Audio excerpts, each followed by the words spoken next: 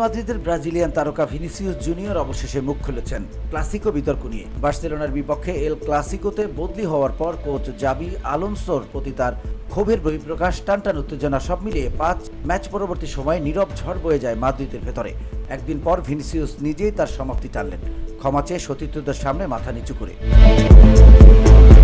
ভ্যালদেবেবাসের অনুশীলন মাঠে সতীর্থদের সামনে প্রথমে ব্যক্তিগতভাবে দুঃখ প্রকাশ করেন তিনি।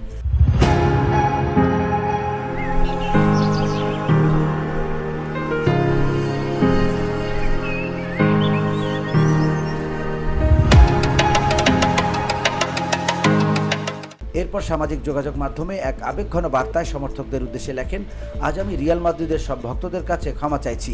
ক্লাসিকোতে বদলি হওয়ার সময় আমার প্রতিক্রিয়া সঠিক ছিল না। আমি ইতিমধ্যে অনুশীলনে আমার সতীর্থ ক্লাব ও সভাপতি সবার কাছেই দুঃখ প্রকাশ করেছি। ভিনিসিয়াস যোগ করেন, কখনো কখনো আমার আবেগ আমাকে ছাপিয়ে যায়। আমি সবসময় জিততে চাই, দলকে সাহায্য করতে চাই।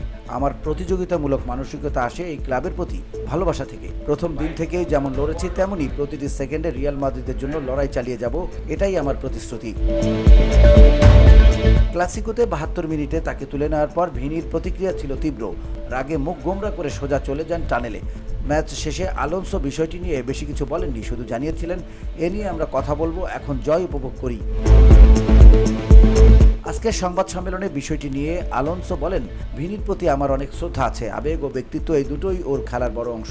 এমন পরিস্থিতি দলগুলোতে আসে, কিন্তু আমাদের মধ্যে বোঝাপড়া আছে। আমরা কথা বলবো, সেটাই যথেষ্ট। VOD Bangla news desk.